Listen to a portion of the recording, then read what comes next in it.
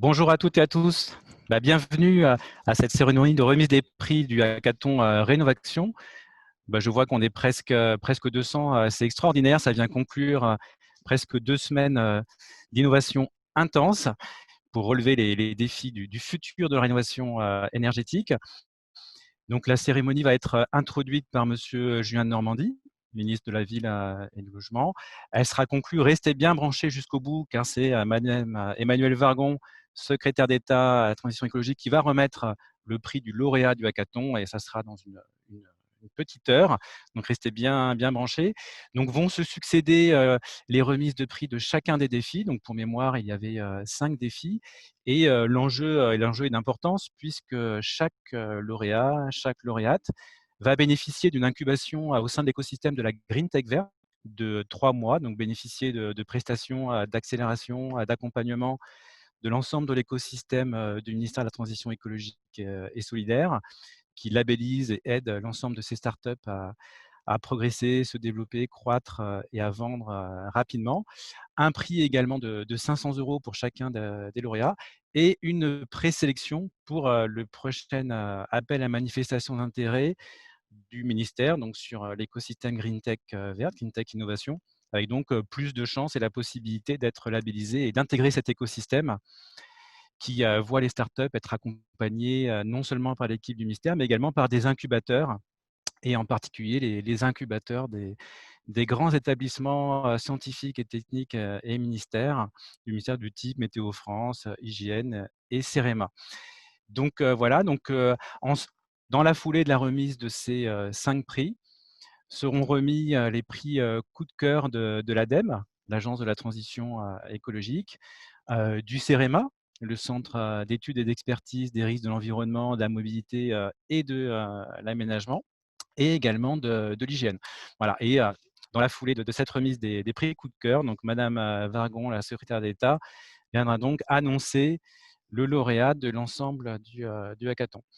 Donc, monsieur le ministre devrait prendre la suite dans quelques minutes. Je vous rappelle en attendant quels étaient les grands défis qui avaient été identifiés. Alors, pour mémoire, une data session elle-même très intense en décembre avait permis d'identifier ces défis après des premières séquences d'intelligence collective à remuer, à recouper des jeux de données dans tous les sens pour identifier là où était le potentiel d'innovation en réutilisant ces données, mais également là où étaient les grands freins à lever pour accélérer la rénovation énergétique. Donc un premier, euh, un premier défi de mesure de l'impact des travaux sur la facture, hein. L'ensemble de ce hackathon est très tourné, très orienté vers les ménages, les utilisateurs, entreprises, collectivités, hein. L'objectif, c'est tout faire pour prescrire beaucoup plus rapidement, beaucoup plus profondément la rénovation énergétique, hein, déclencher plus facilement l'acte d'investissement dans la rénovation. Donc là, on est sur un premier défi tourné sur l'impact effectif, concret des travaux sur la facture. Un deuxième défi sur le parcours des ménages, donc avec un gros travail de design pour se mettre à la place des ménages qui vont potentiellement enclencher une démarche de rénovation énergétique. Un troisième sur l'évaluation des coûts des travaux, où là aussi on voit bien tout le potentiel que peut avoir la data. Un quatrième défi où il s'agit de caractériser là aussi grâce aux données les parcs résidentiels, les parcs tertiaires, mais également d'analyser les dynamiques territoriales de rénovation énergétique en exploitant cette caractérisation, donc pour être en capacité de mieux cibler et plus vite là où il y a un potentiel de rénovation énergétique sur ces parcs, que ce soit des parcs de logement ou tertiaires. Et un cinquième défi où donc on est dans une approche plus globale, intégrant les externalités positives et négatives qui sont autour de l'écosystème de la rénovation des bâtiments, en particulier l'impact social. Et donc voilà, donc pour chacun de ces défis, un grand nombre d'équipes se sont mobilisées, une trentaine au total. Et voilà, et je crois on va démarrer avec monsieur le ministre de la Ville et du Logement. Non. Voilà, donc je continuerai en rappelant en fait le caractère exceptionnel de ce hackathon, hein, complètement dématérialisé, avec un très grand nombre de mentors qui, pendant une douzaine de jours, ont accepté de donner de leur temps et de leur expertise à tous ces candidats. C'est parti pour l'introduction par Monsieur le ministre Jean Normandie, ministre de la Ville et du Logement. Bonjour à tous. J'espère que vous m'entendez bien. Je n'ai pas le retour son, mais apparemment, les visages me montrent que vous m'entendez. Écoutez, vraiment, je suis très heureux d'ouvrir cette cérémonie des prix du hackathon Rénovation, dont nous avions lancé, je crois, avec Emmanuel Vargon, la première phase à un moment où nous rencontrions déjà d'importants défis, d'importantes difficultés dans notre pays pour se déplacer avec la crise du Covid qui débutait. Et c'est vrai que depuis lors, ce hackathon a pris un format un peu spécifique, un peu singulier, à la fois dans sa forme, également dans sa durée, puisque généralement un hackathon est un événement qui dure uniquement 2 jours, alors que là, vous avez eu l'occasion pendant de nombreux jours de pouvoir échanger sur les 5 thématiques qui viennent d'être rappelées. Et je voudrais vraiment saluer la participation de chacune et chacun d'entre vous. Je crois qu'au final, vous avez été près de 230 à participer à cette hackathon et ça montre à quel point le sujet était important. Ça montre aussi, comme le disait Thomas Cotinet, que ces sujets sont d'une impérieuse nécessité pour, de manière générale, le chantier de la rénovation.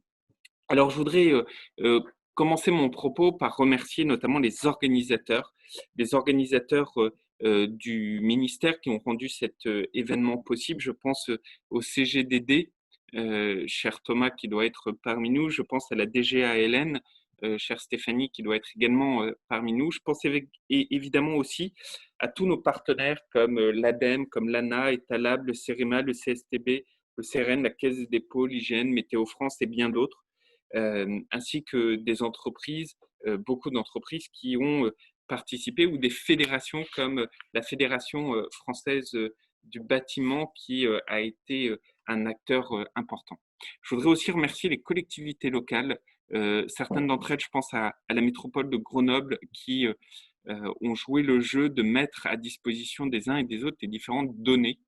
Et c'est vrai qu'à partir du moment où on fait un hackathon qui porte notamment sur l'utilisation de la donnée, c'était incroyablement nécessaire de pouvoir bénéficier de ces données. Au-delà de ces remerciements, je voudrais souligner à quel point cet hackathon rénovation s'intègre dans une dynamique citoyenne et politique particulièrement dense, particulièrement importante, et qui fait que cet hackathon tombe à point nommé, si je puis dire. Cette dynamique, elle est évidemment incarnée par la Convention citoyenne sur le climat. Vous avez vu que les travaux ont été remis au gouvernement ce week-end, les 149 propositions. Et parmi ces 149 propositions, il y a énormément d'actions, énormément de volonté citoyenne sur la rénovation des bâtiments.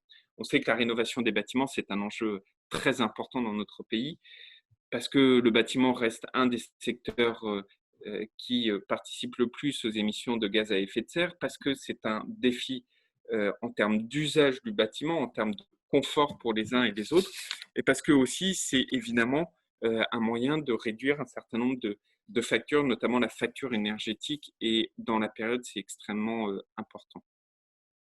Et au-delà de la dynamique citoyenne, il y a également la dynamique politique.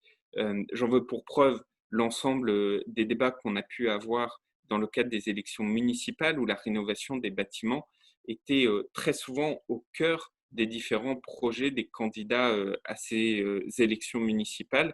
Et moi, je trouve ça absolument essentiel qu'on puisse faire de la rénovation des bâtiments un marqueur politique très fort des actions des responsables politiques dans la période.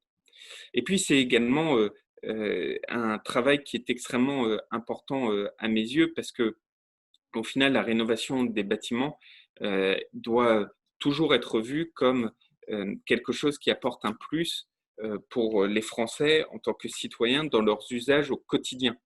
Alors, c'est terriblement vrai pour lutter contre des crises climatiques. Il ne faut surtout pas que la crise sanitaire du moment nous fasse occulter l'enjeu de la crise climatique, mais c'est vraiment très important également pour ce qu'on pourrait qualifier d'usage ou de confort des Français dans leur logement.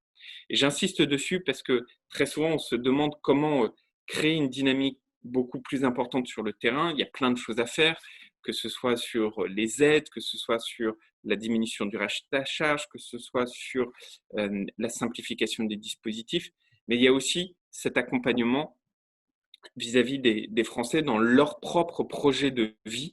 Et je crois que c'est essentiel, et notamment toutes les équipes des ministères, des collectivités locales, des associations ou des entreprises qui gèrent cet accompagnement voient bien ce à quoi je fais référence.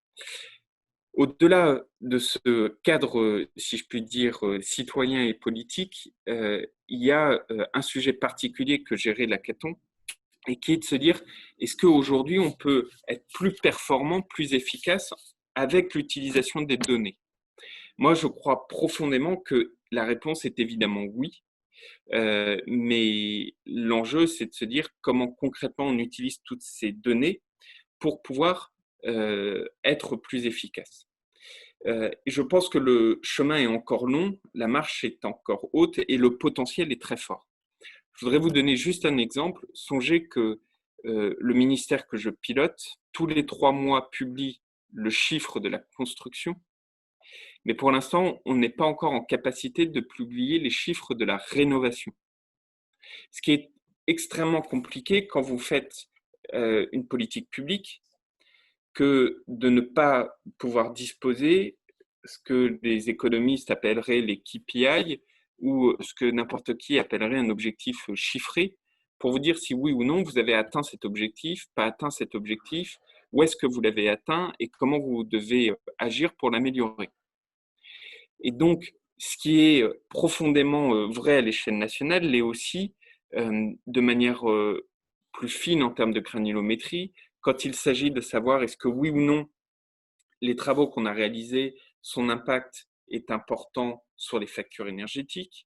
Et donc, est-ce que oui ou non, il a été efficient?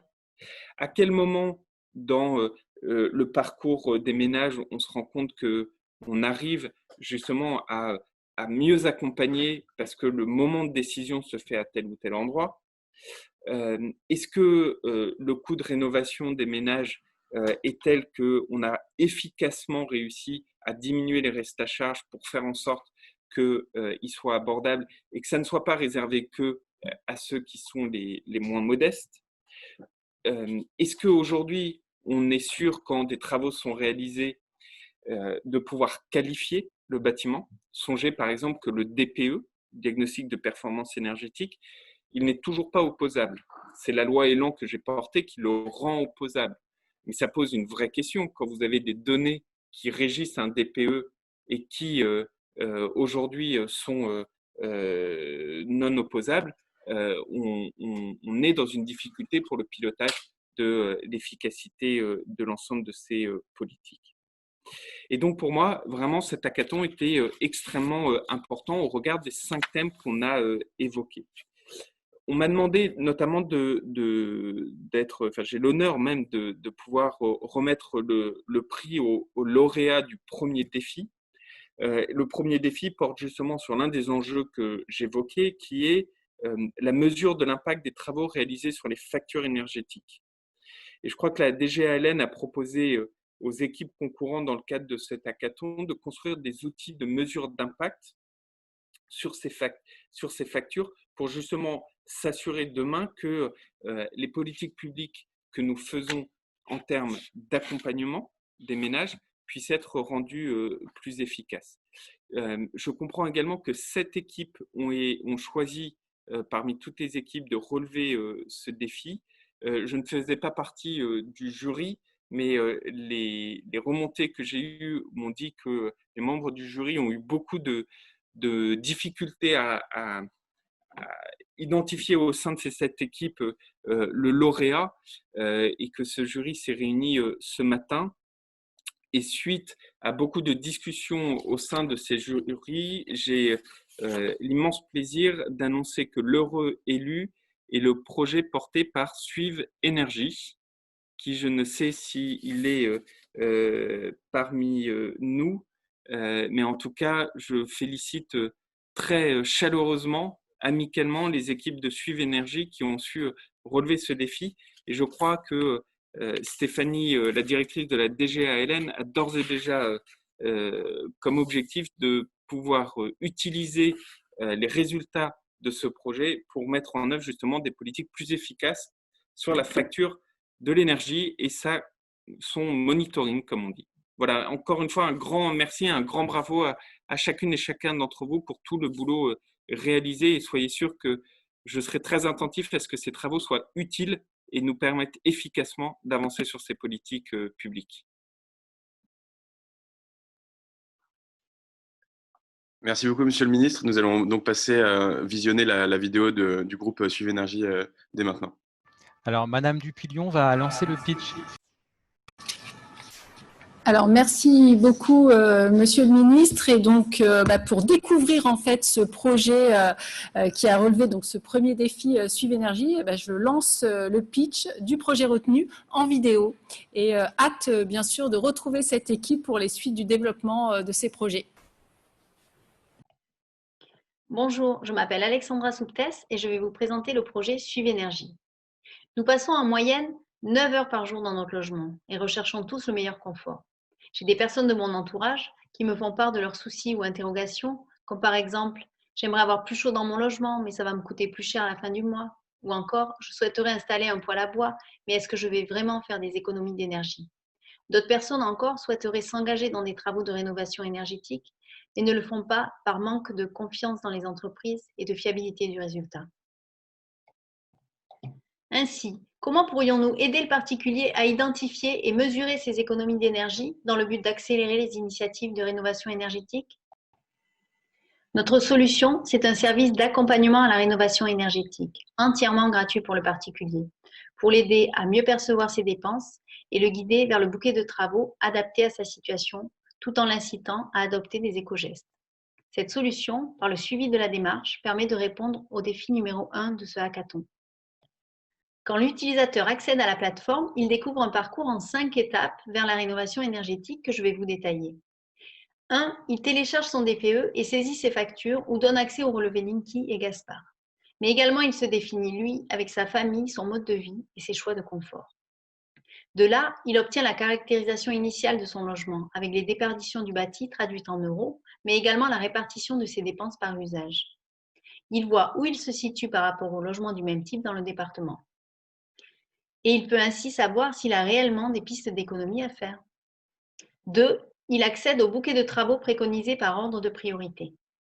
Et il obtient la simulation du nouveau DPE avec les économies réalisables à l'année suivant les travaux qu'il engagerait. 3. S'il en fait la demande, il est mis en relation avec les artisans qualifiés. De leur côté, les artisans ont un accès à la plateforme pour voir les demandes clients. En payant, ils obtiennent les coordonnées du client, les caractéristiques techniques des travaux et les métriques estimatifs. Ceci facilite la mise en relation avec le particulier. Ensuite, les travaux sont réalisés dans le logement. 4. L'utilisateur retourne sur la plateforme, valide les travaux entrepris, paye les artisans et note leurs prestations. Il peut également mettre à jour son profil s'il a évolué et l'on continue à analyser les relevés de ses factures. C'est ainsi que l'on répond au défi numéro 1. On peut mesurer l'impact des travaux réalisés sur les factures énergétiques. 5. On l'invite à entrer en relation avec un diagnostiqueur pour mettre à jour de façon réglementaire son DPE.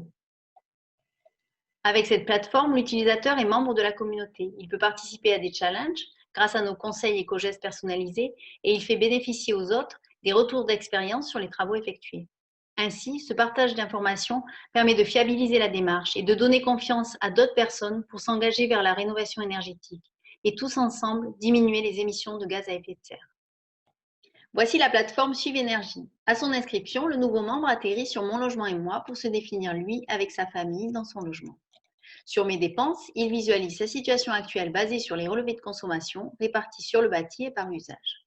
Mon DPE, il y retrouve ses étiquettes et voit comment il se situe par rapport au logement du même type dans le département. Mes travaux, il accède au bouquet de travaux préconisés, visualise le DPE, les économies attendues après travaux et peut consulter Simulent. Quand il demande la mise en relation avec des artisans, ceux-ci consultent les fiches de demande de travaux et peuvent rapidement donner un budget au particulier et établir le devis. Dans mon accompagnement, l'utilisateur a accès à nos conseils éco-gestes liés à sa situation, à l'historique des travaux validés et au bilan de ses économies depuis son inscription sur Suivi Énergie. On l'invite à mettre à jour son DPE et il voit les réussites et challenges de la communauté et comment lui, par ses actions, a participé à la réduction des émissions de gaz à effet de serre. Merci pour votre attention. Je vais donner la parole à Madame Jessica Brouard-Masson, directrice de l'expertise des politiques publiques à l'Agence nationale de l'habitat. Jessica, vous êtes là? Oui. Oui, c'est bon. J'ai remis le son et la vidéo. Bonjour à tous. Le défi sur lequel on a travaillé portait essentiellement sur l'accompagnement des ménages. Et du coup, le projet que notre jury a retenu est celui de Mon Coach Rénov'. Et c'est un projet qui s'appuie sur des données, des compteurs Linky, et du coup vise essentiellement les logements qui sont chauffés à l'électricité, et on retrouve toutes les étapes d'accompagnement à la rénovation énergétique en s'appuyant sur la consommation d'énergie réelle des usagers via l'identification des surconsommations et la modélisation des travaux. Ce qui nous intéressait sur ce projet, c'était notamment comment est-ce qu'on s'appuie sur les données réelles de consommation pour pouvoir accompagner le ménage dans sa volonté de rénovation énergétique jusqu'à la réalisation des travaux et le suivi sur le long terme de la consommation pour mesurer l'efficacité effective de ces travaux. Juste quand même une petite piste de poursuite des travaux sur ce projet pourrait être d'ouvrir aux données sur les chauffages au gaz, de manière à avoir un panel complet et de pouvoir accompagner de manière plus massive l'intégralité des ménages dans leur projet de rénovation énergétique.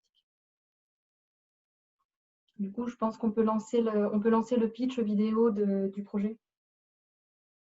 Bonjour à tous, je vais vous présenter le projet sur lequel on a travaillé durant ce hackathon, Mon Coach Rénov'. Alors, quels sont les problèmes qu'on a identifiés? Les principaux freins à la rénovation énergétique qu'on a identifiés, c'est tout d'abord l'identification des logements défectueux, des logements qui consomment trop. Enfin, il y a la connaissance des aides disponibles à travers tout l'écosystème des aides disponibles en France. Il y a aussi la modélisation et la mesure de l'impact réel des travaux. Et enfin, à qui faire confiance pour réaliser mes travaux? Comment trouver un artisan de confiance pour mener mes travaux de rénovation énergétique? Quelle est notre cible? Tout d'abord, les propriétaires, puisque c'est eux qui vont réaliser les travaux. Mais les propriétaires qui sont équipés d'un compteur communicant Linky, puisque les données de consommation communiquées par le compteur Linky vont être récupérées et vont nous permettre d'identifier les surconsommations. Les surconsommations donc vont être identifiées durant la période de chauffe pour identifier les problèmes d'isolation ou de chauffage. C'est des ménages qui sont également intéressés par le suivi de leur consommation électrique et qui se sont préalablement rendus sur notre plateforme. Notre solution, elle s'appuie dans l'idée d'avoir un interlocuteur unique pour accompagner l'utilisateur dans toutes les phases de son projet, et également après les travaux de rénovation pour le suivi de sa consommation. Les données de consommation donc sont récupérées et permettent durant la période de chauffe de réaliser un suivi et d'identifier les surconsommations des logements par rapport à des caractéristiques, notamment la taille, l'âge du logement ou le type d'habitation. Ensuite, une modélisation, Mon Coach Rénov' réalise une modélisation complète des travaux pour comprendre les coûts, les aides disponibles et les économies réalisables. Et cette plateforme permet également de mettre en relation les professionnels de la rénovation énergétique et les particuliers qui souhaitent réaliser des travaux. Ces professionnels sont vérifiés, tout d'abord, leurs certifications sont vérifiées, mais avec un système de notation, le particulier peut aussi choisir l'artisan le mieux noté. Enfin, mon coach Rénov, c'est également un suivi après les travaux sur le long terme pour mesurer l'efficacité effective des travaux sur la consommation électrique et pour pouvoir affiner les modèles qui servent à déterminer le coût et les économies réalisables. De la solution, nous avons donc choisi un système de notification via une application. L'utilisateur aura précédemment donné son consentement pour les données Linky ainsi qu'un certain nombre d'informations sur son logement. Il ne nous manquera que les revenus annuels pour calculer les droits aux différentes aides disponibles. Avec ces infos, nous pouvons proposer diverses solutions de travaux de rénovation énergétique adaptées au logement pour que l'utilisateur puisse faire son choix avec un devis détaillé de ce qui lui restera à charge et les économies qu'il réalisera. Après cela, il n'aura plus qu'à choisir son artisan à proximité de son logement. La dernière étape sera de prendre un rendez-vous avec un conseiller qui s'occupera de la mise en relation ainsi que du suivi du dossier. Les retours utilisateurs que nous avons eus étaient des retours sur le wording et n'ont pas porté sur le parcours en lui-même. Cela peut s'expliquer par l'aisance technologique des utilisateurs testés. Donc, félicitations à Coach Rénov. On va passer sans tarder au défi numéro 3, donc sur l'évaluation des coûts des travaux. Et donc, si Madame Meignier-Millefert est bien là, je lui cède la parole. Madame la députée, vous êtes en ligne?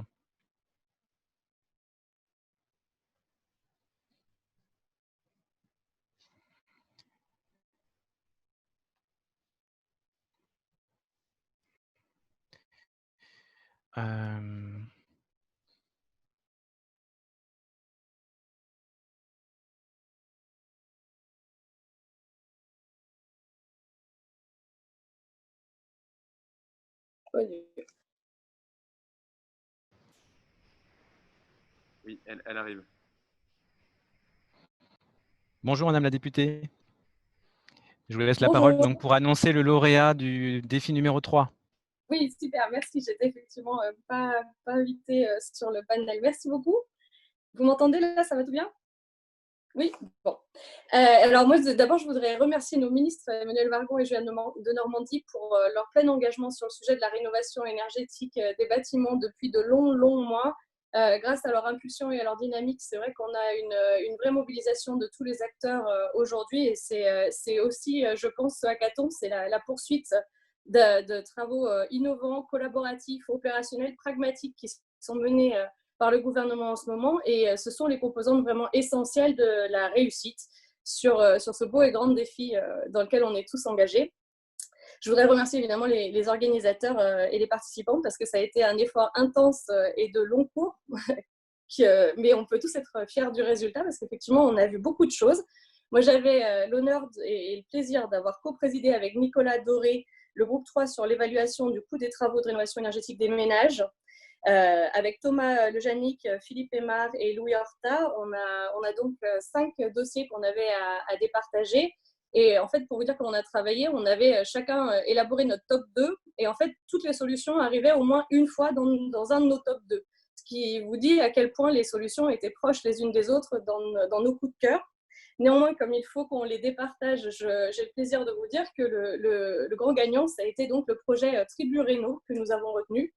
Pourquoi? Pour l'originalité de la solution proposée, pour sa valeur différenciante qui était d'introduire comme tiers de confiance la collectivité territoriale dans l'acte de rénovation et le choix du prestataire, la possibilité de massification aussi via le processus d'achat groupé qu'on a trouvé très intéressant.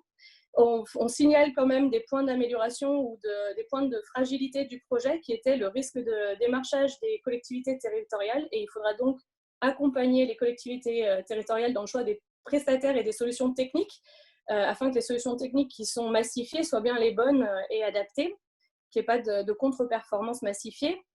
Et il faudra effectivement faire attention aux biais technologiques et s'assurer que les offres en question soient bien adaptées à la rénovation du bâtiment en lui-même. Mais pour le reste, c'est vrai que c'était très intéressant et on était donc voilà, conquis par ce sujet. Il faut dire aussi que Calcul Rénov est arrivé pas loin derrière, notamment pour le fait qu'on avait vraiment le sentiment que ça venait construire ce carnet numérique des bâtiments qu'on attendait beaucoup. Et donc, du coup, ça nous amène à la réflexion quand finalement, toutes les solutions qui ont été proposées dans le groupe 5, dans le groupe 3, mais globalement dans les 5 groupes qui ont été proposés et donc on découvrira au fur et à mesure, pourraient tout à fait venir s'implanter dans ce fameux carnet numérique des bâtiments qui pourrait s'adosser à la plateforme FAIR et faire l'objet finalement d'une forme de plateforme FAIR application numérique qui pourrait être un agrégat de toutes ces solutions pertinentes pour les citoyens qu'ils pourraient trouver facilement et s'installer sur leur smartphone pour avoir effectivement de meilleures performances énergétiques. Voilà, donc un grand bravo, félicitations sur les travaux menés et ça me donne la possibilité de passer la parole à Nicolas Doré puisque lui, il pourra vous parler du coup de cœur de l'ADEME. Et voilà, je vous félicite à nouveau l'équipe de Tribu Réno. Longue vie au projet. Alors, juste avant, je voulais dire un petit mot parce que donc Madame Emmanuelle Vargon, secrétaire d'État à la transition écologique, nous a rejoint. Voilà, elle est là avec nous. Voilà, à toi la parole, Nicolas. Donc, l'ADEME a une annonce à faire qui concerne également Tribu Réno. Oui, bonjour à tous. Effectivement, Tribu Réno est le premier des 2 coups de cœur ADEME. Voilà, donc ce projet va bénéficier d'un accompagnement supplémentaire de 3 mois de la part de Schoolab sur financement ADEME. Alors clairement, Tribu Réno, c'est un projet qui a fait l'unanimité au sein des équipes ADEME avec une vraie innovation, finalement une application concrète et opérationnelle d'un concept qu'on a collectivement en tête depuis assez longtemps finalement. C'est l'achat groupé décliné à la rénovation. Donc, et dans ce projet, on va dire le triptyque particulier, artisan, collectivité se concrétise vraiment au travers de cette plateforme. Et elle répond, on va dire, aux intérêts de chacun. Comme le disait Madame la députée, ça répond à l'intérêt de la collectivité dans le pilotage de sa politique publique de rénovation. Ça répond aux intérêts du particulier qui va oser se lancer grâce à l'achat groupé et grâce à ce tiers de confiance qui est la collectivité. Et puis aussi pour l'artisan, avec tout l'apport d'affaires que peut représenter cette plateforme. Donc c'est pour nous, ADEME, vraiment un outil qui peut servir l'objectif de massification de la rénovation. Et donc, on félicite vraiment les équipes de Tribu Réno et donc vous êtes notre premier coup de cœur. Donc on va lancer la vidéo de Tribu Réno.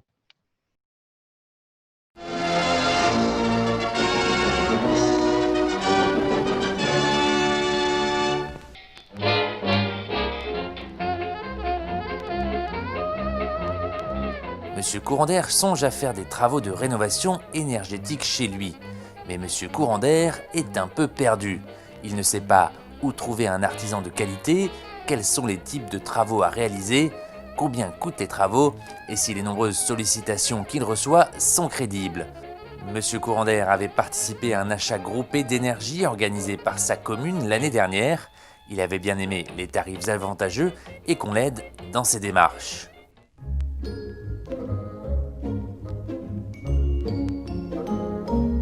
Ergénovation est une entreprise de rénovation depuis 10 ans au savoir-faire apprécié de ses clients. Elle s'est inscrite sur le site faire.fr, mais il faut bien avouer, la recherche de nouveaux clients, ce n'est pas son fort.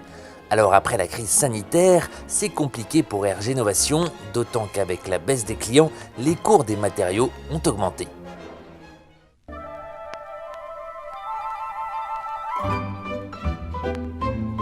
Madame le maire est à la tête de la ville d'Annecy.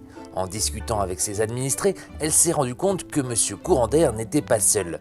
Comme lui, Madame Passoire, M. Vieille-Chaudière et M. ITE ont les mêmes problèmes dans leur parcours de rénovation.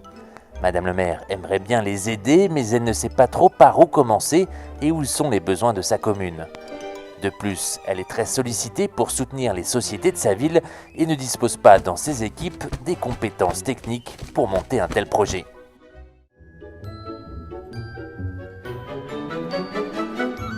Mais le 22 juin, la vie de Madame le maire, de ses administrés et de toute la planète a basculé.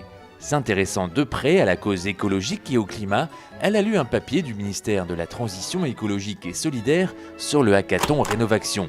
Elle a découvert une nouvelle plateforme simplifiée permettant aux collectivités d'organiser, en s'appuyant sur le réseau faire.fr, des achats groupés au bénéfice des gens comme M. Courandère et avec des artisans reconnus comme Ergénovation. Madame le maire voudrait aussi faire une opération dans sa ville pour des lombricomposteurs. pour le plus grand bonheur de Monsieur Courant d'Air. Alors elle est contente, Madame le maire, à tel point qu'elle en a parlé à son maire voisin qui voudrait faire la même chose dans sa commune. Monsieur Courant d'Air a été ciblé par une publicité locale en ligne. Triburéno fournit en effet un kit de communication pour aider sa collectivité à diffuser ses achats groupés auprès des particuliers. Redirigé sur le site de sa ville, Monsieur Courant d'Air trouve tous les détails de l'offre avec un formulaire très simple pour s'inscrire. Il voit que de nombreuses autres personnes se sont inscrites à cette offre en partenariat avec Fer et en parle à ses voisins. Quelques semaines plus tard, Monsieur Courant d'Air reçoit un email avec des explications claires, un devis et un prix négocié grâce au groupement organisé par sa ville. Madame le maire, elle, va enfin savoir les opérations pertinentes à mener dans sa commune. Depuis son espace Triburéno, elle peut cartographier l'usage énergétique de sa commune et identifier les sujets sur lesquels elle doit travailler. Elle constate que les installations de chauffage sont obsolètes, ce qui lui permet de prioriser un achat groupé sur les chaudières. En plus, elle peut se comparer à ses voisins et rechercher des communes aux critères similaires si elle souhaite élargir l'offre groupée. Madame le maire lance son offre sur le site de la mairie via son espace Triburéno. Elle reçoit sans effort les candidatures des professionnels locaux, dont l'entreprise RGénovation, qui est soulagée de trouver de nouveaux clients. Et aujourd'hui, Madame le maire se concentre sur les actions prioritaires pour les ménages.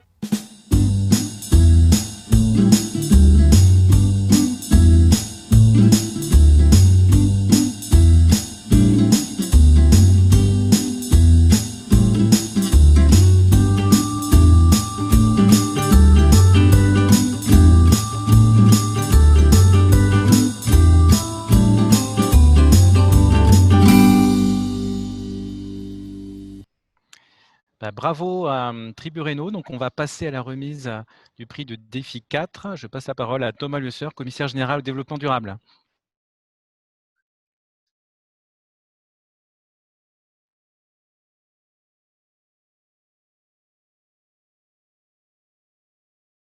Beaucoup, Madame le maire, dont on vient de parler dans le défi précédent. Auparavant, permettez-moi de profiter de l'occasion pour également remercier très chaleureusement les équipes du ministère et en particulier du commissariat général au développement durable qui se sont particulièrement investis et puis remercier bien entendu l'ensemble des participants à ce hackathon. Alors, je ne vais pas faire languir les uns et les autres. Dans ce défi numéro 4, le jury a choisi le projet de Rénov Booster, qui est caractérisé par un certain nombre de points forts que je vais résumer parce que le jury m'a donné ces éléments. Je n'en faisais pas personnellement partie, mais le point qui est commun de ce projet et des autres qui ont candidaté, qui sont tous de bonne qualité, c'était de chercher à caractériser le parc de logements à partir de la data. Ça, c'est un point d'entrée commun. Ce qui a frappé les membres du jury, c'est que dans le projet de Rénov Booster, tout particulièrement, ils ont réussi à intégrer l'idée d'une émulation, au fond, entre les ménages qui veulent s'engager dans un projet de rénovation et peuvent trouver sur la base des rénovations similaires réalisées à proximité par d'autres ménages et ainsi trouver des sources d'inspiration et des ressources complémentaires.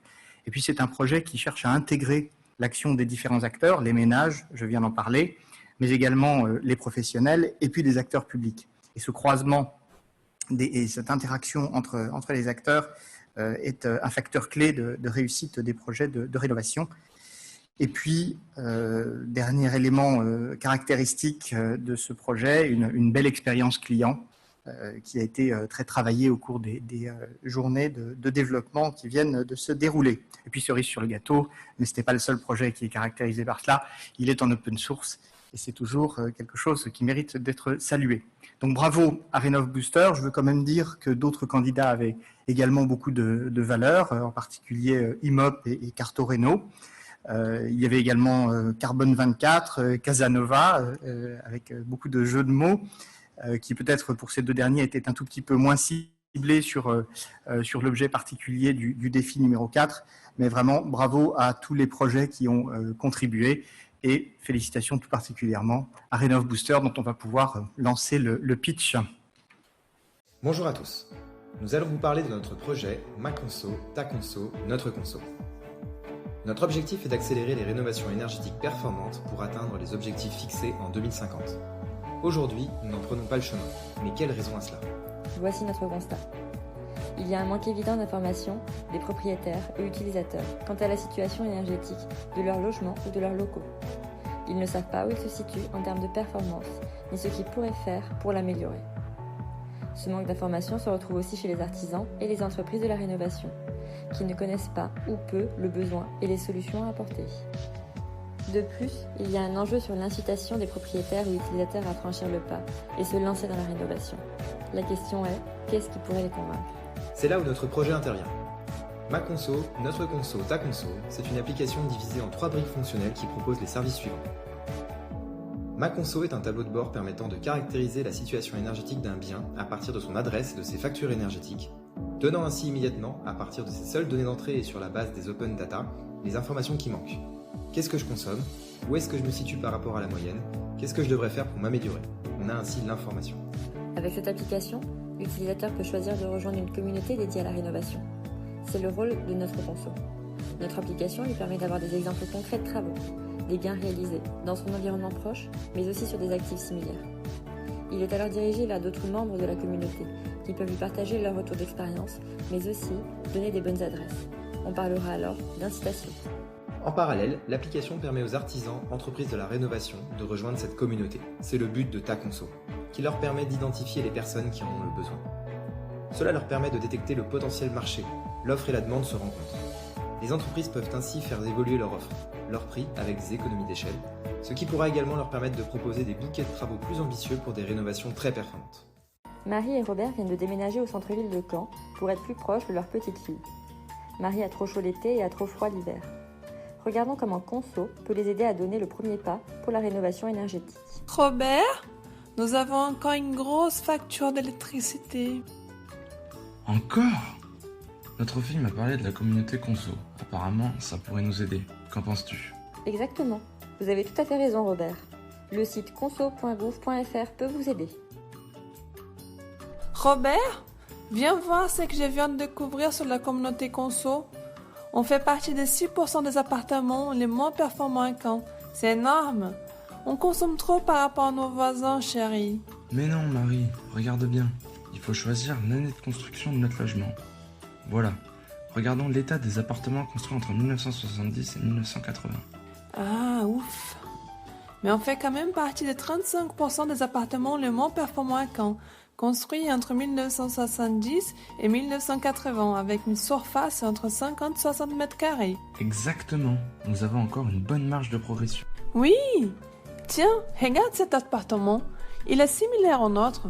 Ils ont fait des travaux et ils ont réussi à passer d'une consommation E à B. C'est magique. C'est clair, nous avons besoin d'aide. Tu peux cliquer sur Aidez-moi, voyons Suivi personnalisé, Artisan, bingo, 1250 avis. Contactons cet artisan, il pourrait nous aider. La posture adoptée par notre projet est donc résolument celle de la vision marché, tournée vers l'avenir. Nous cherchons à booster les rénovations énergétiques en levant tous les freins.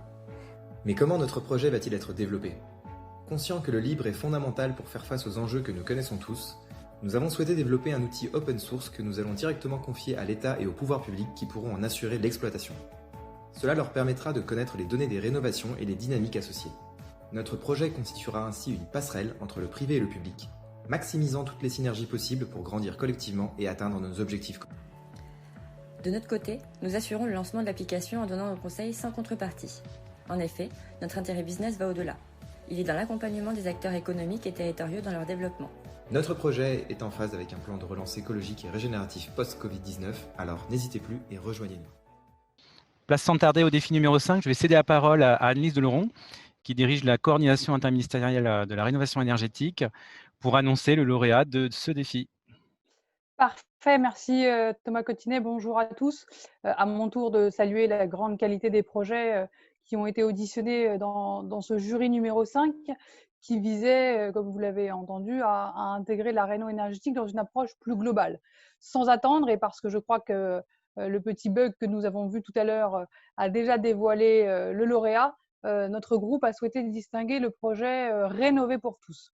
Ce projet que vous allez découvrir dans le pitch vidéo dans un instant part du constat d'une part que les propriétaires âgés vivent dans des logements énergivores et n'ont pas les moyens de les rénover, et d'autre part que les primo-accédants n'ont pas forcément les moyens d'acheter des logements sobres en énergie, et lorsqu'ils accèdent à la propriété, n'ont pas forcément les moyens de rénover les biens énergivores qui correspondent à leur enveloppe financière.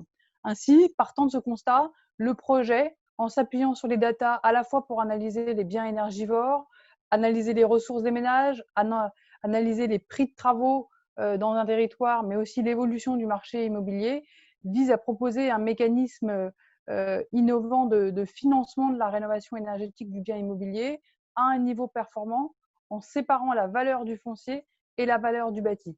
Ce mécanisme contractuel qui existe aujourd'hui, mais de manière embryonnaire, est appelé, avec cette innovation portée par le projet Rénover pour tous, à se développer. L'enveloppe financière dégagée par la vente du foncier permettant de rénover le bien à un niveau BBC, et donc à l'avenir d'imaginer une cession de ce bien à des primo-accédants qui auraient ainsi accès à un marché d'un projet rénové. Véritablement, ce projet nous a séduits au sein du jury 5, d'une part parce qu'il répond clairement à l'ensemble finalement des bénéfices de la rénovation énergétique et des triples bénéfices ou du triple bénéfice de la rénovation énergétique à travers un bénéfice écologique, l'objectif d'une rénovation performante ou très performante, un bénéfice économique avec le développement d'un marché de la rénovation énergétique, mais aussi la stimulation du marché immobilier, et enfin un bénéfice social en permettant à deux catégories de concitoyens, les propriétaires âgés d'une part et les primo-accédants d'autre part, de se favoriser une rencontre avec au cœur un projet de rénovation énergétique. Et véritablement, les 10 jours du hackathon ont permis à l'équipe projet d'améliorer le potentiel et d'approfondir le potentiel de leur projet à travers une meilleure analyse des données qui avaient été mises à leur disposition. C'est pour l'ensemble de ces sujets qu'on a vraiment souhaité le retenir. Avant de vous dire un dernier mot de ce projet, je veux simplement faire un clin d'œil à un autre projet qui a beaucoup retenu l'attention de notre jury et qui n'a pas pu être retenu, c'est le projet Imofix, qui a un potentiel de développement en Occitanie et qui travaille, lui, le couple rénovation et acquisition transaction immobilière. Et je veux simplement, par cette voie-là ici, leur faire un clin d'œil et leur dire que nous les recontactons très prochainement pour approfondir les échanges. En tout cas, bravo à vous tous, bravo au projet Rénover pour tous. Ce projet est également le coup de cœur de l'ADEME. Et donc, avant que l'on visionne le pitch vidéo, je passe tout de suite la parole à Nicolas Doré pour qu'il vous en explique davantage les raisons de ce deuxième coup de cœur de l'ADEME. Merci à tous.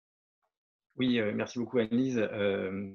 Donc en effet, il s'agit du second et dernier coup de cœur ADEME, donc pour les raisons que tu as pu exposer, et notamment la dimension de lutte contre la précarité énergétique et les aspects vraiment solidarité du projet. Donc vraiment félicitations aux équipes de Rénover pour tous. Et donc dans le cadre de ce coup de cœur, le projet bénéficie d'une présélection directe à la seconde phase du concours Databat. Donc du coup, c'est pour moi la bonne opportunité pour vous expliquer en quelques mots ce que c'est que ce concours Databat.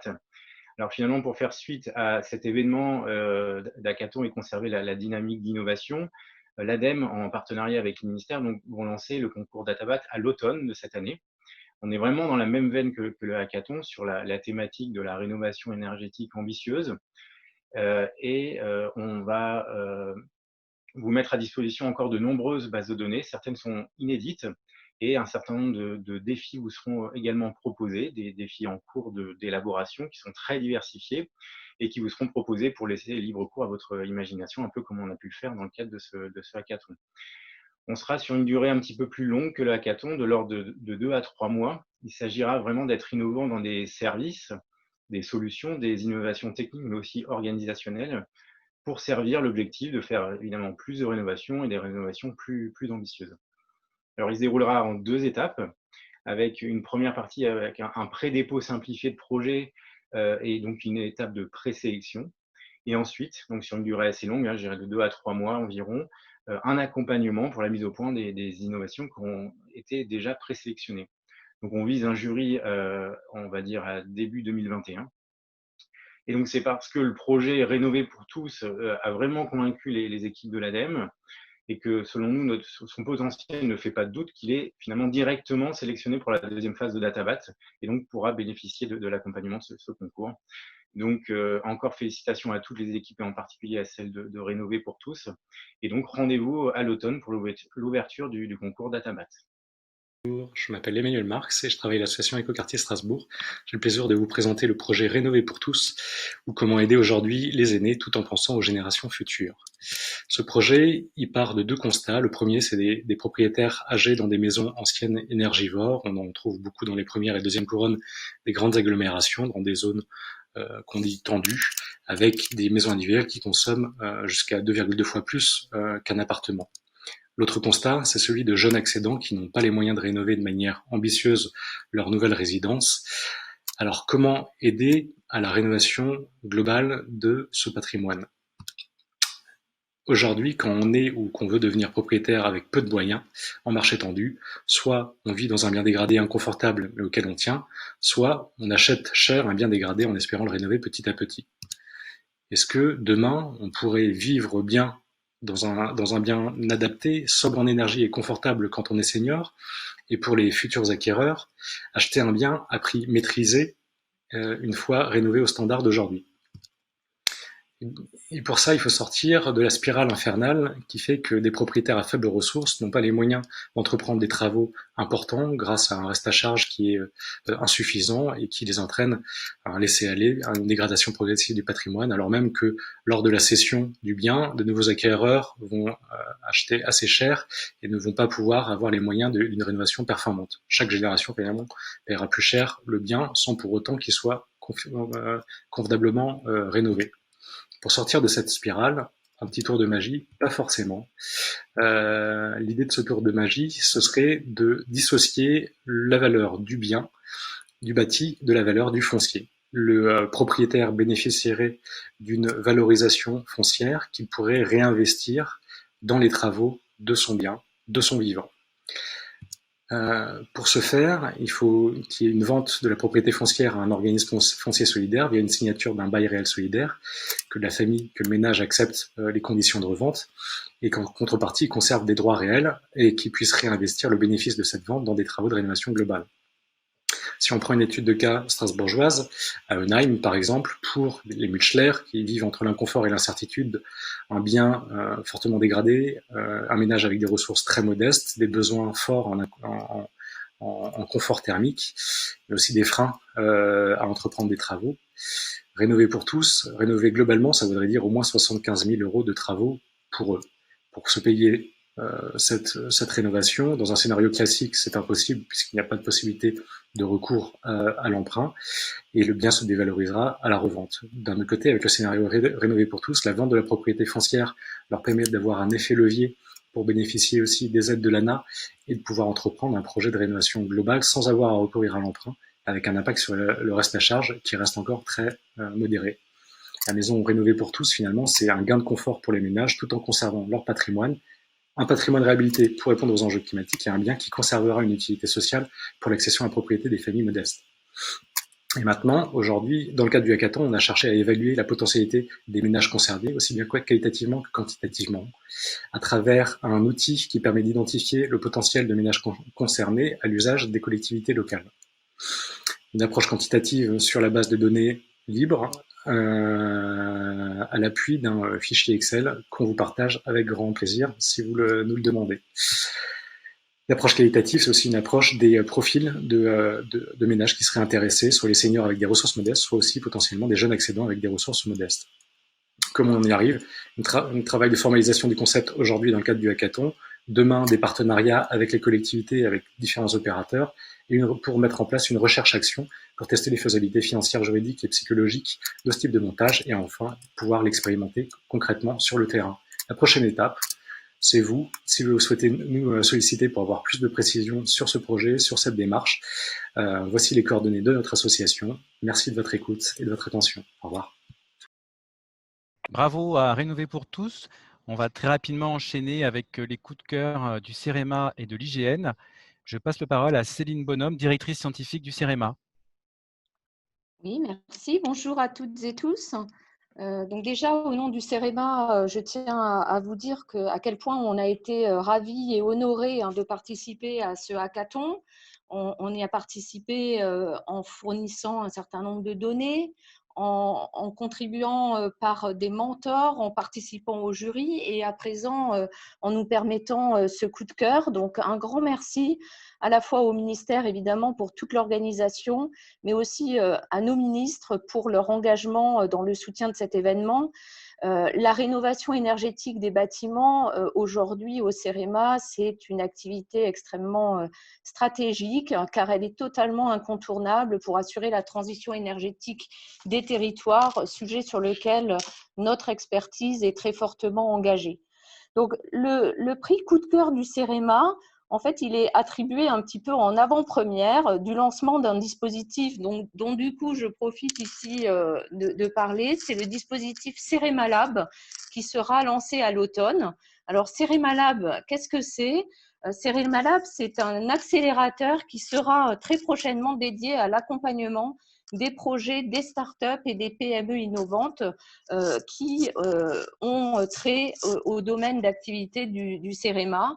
Donc, l'objectif pour nous, c'est de contribuer à accélérer les projets de ces entreprises innovantes et leurs impacts sur les territoires en mobilisant tour à tour notre expertise technique, nos connaissances métiers, notre capacité de R&D, nos plateformes technologiques. Tout ceci très en lien, bien évidemment, avec l'écoute des besoins des territoires et la médiation que nous pouvons assurer auprès des territoires. Donc, d'ores et déjà, si vous portez un projet innovant en lien avec la transition écologique ou énergétique, vous pouvez nous contacter dès à présent. Il y a une seule adresse mail à retenir, ceremalab@cerema.fr, et nous ferons un plaisir de vous répondre et de vous renseigner sur ce nouveau dispositif. Donc, tout de suite, je vais donner corps finalement à ce pré-lancement de CEREMA Lab en décernant au nom du CEREMA notre prix coup de cœur au projet IMOP.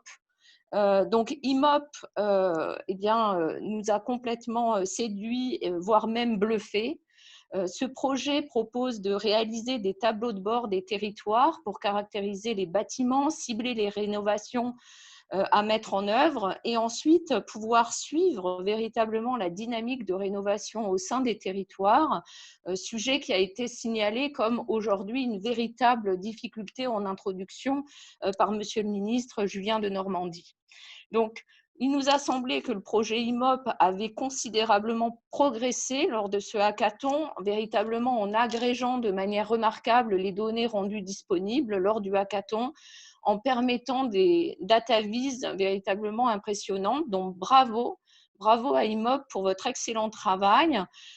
Nous souhaitons nous mettre à votre disposition pour vous accompagner si vous en avez besoin et en mettant notre expertise à votre disposition sur une formule tout d'abord de 3 jours d'expertise de haut niveau et de conseils offerts sur ces sujets. Donc, visiblement, d'après les informations que j'ai, le projet IMOP a eu beaucoup de succès lors de ce hackathon, puisque je crois savoir que c'est également le projet coup de cœur choisi par l'IGN. Et donc, comme on me l'a demandé, je vais passer sans plus attendre la parole à Nicolas Lambert de l'IGN, qui va poursuivre sur ce superbe projet.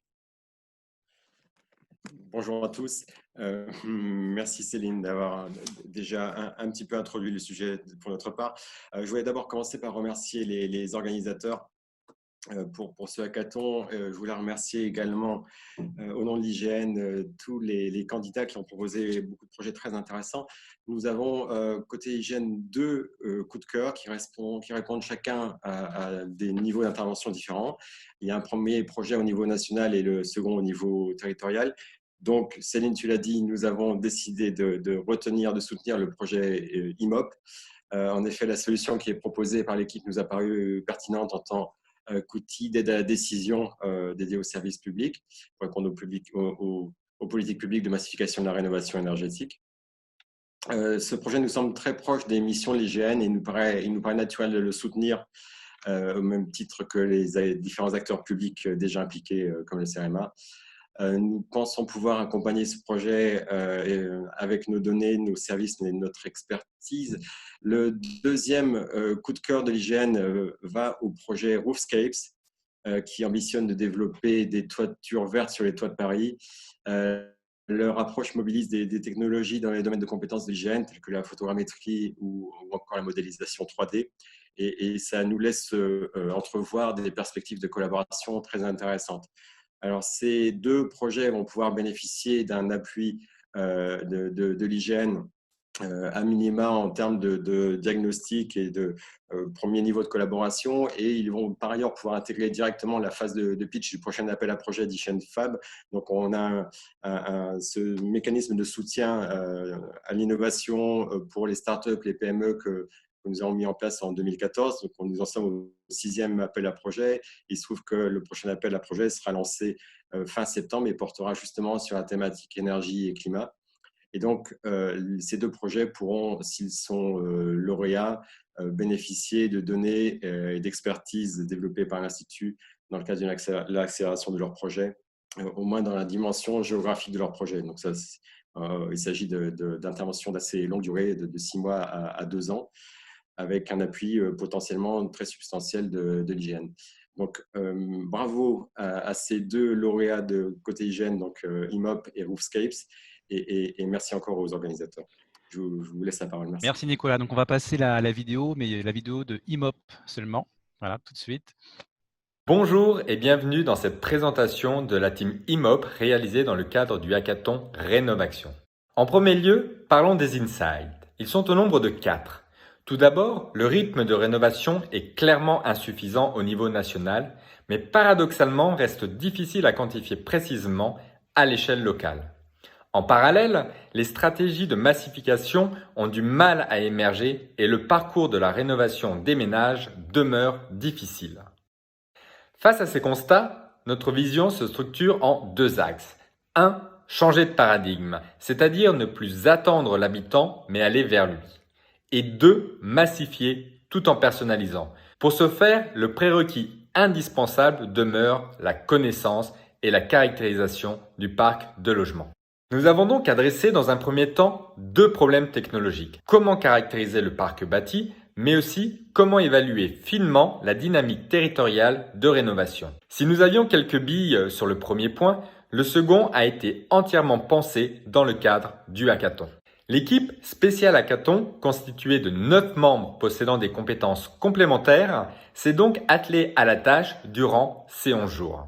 La matière première, la data. Plus de 12 bases de données appariées à l'échelle du bâtiment ont été travaillées et enrichies par des algorithmes de machine learning afin d'avoir une connaissance globale du parc. Le résultat se présente sous la forme d'un outil web en mode SaaS. Il est destiné aux acteurs publics de la rénovation et rend accessible de manière intuitive et ergonomique les informations techniques, économiques et sociologiques sur le parc. L'objectif, observer, caractériser et cibler les ménages à haut potentiel de rénovation. Mais plutôt qu'un long discours, je vous propose de découvrir la solution.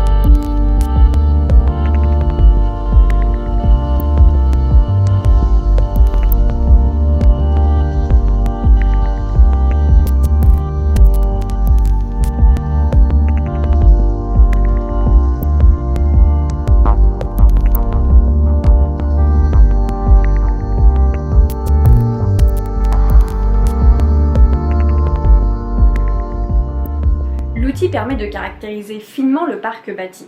Mais le système d'acteurs impliqués dans la rénovation énergétique est complexe. Dans le cadre du hackathon, nous nous sommes interrogés sur la stratégie à mettre en œuvre par l'acteur public pour massifier la rénovation sur son territoire. Nous avons identifié 3 modes d'action possibles avec différents niveaux d'implication.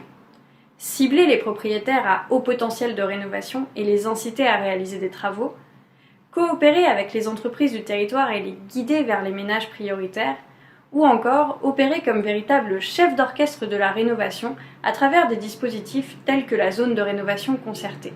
À chaque territoire, son mode d'action. En conclusion, l'outil IMOP apporte des réponses à la question de la massification au travers de 4 innovations majeures, 2 technologiques et 2 organisationnelles. Innovation qu'il convient dorénavant de travailler de manière croisée afin de répondre aux enjeux posés par la rénovation énergétique. Donc, nous allons passer la parole à Emmanuel Vargon, secrétaire d'État à la transition écologique et solidaire, cette fois-ci pour le lauréat du hackathon, le grand lauréat, donc qui va gagner 3 500 €, 6 mois d'accélération School Lab et également une présélection pour la Green Tech. À vous, Madame la Ministre. Merci, chers participants au hackathon, chers acteurs de la rénovation énergétique. À mon tour, après Julien de Normandie, de vous dire le plaisir que j'ai à être virtuellement avec vous aujourd'hui au ministère pour cette remise des prix du hackathon. Ce hackathon, je l'ai souhaité avec les équipes du ministère. Nous l'avons lancé en décembre dernier dans cette salle qui est aujourd'hui vide et qui, il y a 6 mois, était pleine d'équipes, toutes plus motivées les unes que les autres et toutes plus contentes de se retrouver, d'échanger, de se connaître. Et c'est, je crois, un moment extrêmement important pour la rénovation énergétique en France. Alors, ce hackathon ne s'est pas passé exactement comme nous l'espérions, mais il a eu lieu, il a été maintenu. Vous êtes agile, vous êtes adaptable, vous avez su trouver une autre manière de travailler pendant cette crise du Covid. Et finalement, vous avez été extrêmement nombreux à participer puisque vous avez été 2 fois plus nombreux que prévu à participer à ce challenge en venant de surcroît de toutes les régions de France. Je voudrais remercier les organisateurs, toutes les équipes du ministère, des ministères, le CGDD, la DGALN, l'ADEME, le CEREMA, Etalab, l'ANA, mais aussi le CSTB, le CEREN, la Caisse des dépôts, l'IGN, Météo France, l'AFPAC, l'agence Auré, Enedis, GRDF, la Fédération française du bâtiment, etc., etc. Si je cite tous ces partenaires, c'est à la fois parce que nous commençons à créer une forme de communauté de la rénovation énergétique et de la gestion et de l'appropriation des données, et aussi parce qu'on voit à quel point ces données sont diverses, et c'est intéressant de voir que le coup de cœur du CEREMA est aussi le coup de cœur de l'IGN, alors que finalement, les points de départ sont très différents. Ce hackathon a été très riche, et avant de remettre le prix du coup de cœur du ministère à l'équipe, entre guillemets, super lauréate, je voudrais féliciter toutes les équipes, remercier tous les acteurs, ceux qui ont été distingués et ceux qui ne l'ont pas été, et vous dire que tous les projets comptent, qu'on a besoin de tous les projets et qu'ils trouveront tous leur place vis-à-vis du grand public, des acteurs du bâtiment, des acteurs de la rénovation, des collectivités territoriales, etc. C'est un secteur, finalement, l'utilisation des données pour la rénovation énergétique, qui est un gisement que nous commençons à peine à exploiter. On est vraiment au niveau émergé de l'iceberg. Les données existent, elles sont gigantesques. Nous essayons de les mettre en forme. Je voudrais saluer l'énorme travail fait par le CGDD et par les équipes, ne serait-ce que pour pouvoir compter. Thomas Le Sueur sait que j'attache beaucoup d'importance au fait qu'on soit capable d'additionner les rénovations énergétiques en France, sans additionner des choux et des carottes, en essayant d'éviter les doubles comptes, mais pour avoir au moins une vision de la réalité de ce que nous faisons, où nous en sommes par rapport à notre objectif collectif et comment améliorer. Et puis évidemment l'usage des données, mais ça c'est tous les projets que vous avez présentés qui l'ont montré, permet de faire des politiques publiques différemment que juste dire que parce qu'on va donner une aide ou parce qu'on va prendre un texte réglementaire, les choses vont bien se passer et que la rénovation va décoller. C'est un sujet de parcours client pour tous les Français qui aimeraient rénover et qui ne savent pas par quel bout le prendre. C'est un sujet de parcours client pour toutes les collectivités territoriales qui aimeraient faire quelque chose et qui ne savent pas comment commencer. C'est aussi un sujet de visibilité, de transparence, de qualité du marché. Et c'est aussi un point qui me tient beaucoup à cœur, la qualification des artisans, la montée en puissance du label RGE, aussi la lutte contre la fraude, contre le démarchage abusif. Pour tout cela, les données nous permettent de répondre aux attentes légitimes des Français, consommateurs et citoyens, nous permettent de faciliter la vie des élus, de faciliter la vie des artisans, de faire se rencontrer l'offre et la demande. Et il n'y a pas une seule solution pour rénover, il y a beaucoup de solutions qui sont liées à beaucoup de situations personnelles et professionnelles différentes. Et c'est cette rencontre qui fera la valeur de cette politique publique et qui lui permettra enfin de décoller. Pour dire un mot et pour arriver au projet lauréat, je vous donnerai un indice, je vous dirai qu'il est dans l'Est de la France, à Strasbourg. Je vous dirai que c'est un projet très ambitieux qui parle de solidarité, y compris de solidarité intergénérationnelle. Et puis c'est un projet très innovant puisque il part de l'idée portée par Julien de Normandie qu'on est parfois capable de déconnecter le foncier du bâti pour trouver des solutions malines qui permettent à chacun d'avoir une réponse à ses besoins à un moment de l'existence et à son budget. Vous l'avez probablement reconnu, c'est le projet Rénover pour tous. Et je suis ravie que ce soit ce projet-là qui soit le lauréat du prix du ministère. Pour ce prix du ministère, ça permettra à cette équipe de recevoir 3 000 €, aussi d'être accompagnée par le ministère grâce à la Green Tech verte et un accompagnement par Schoolab.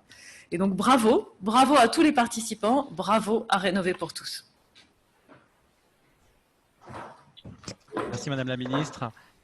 Emmanuel Marx avait un petit mot à dire avant que vous puissiez faire la conclusion. Emmanuel, petite réaction? Une réaction. Bravo. Hein. Merci.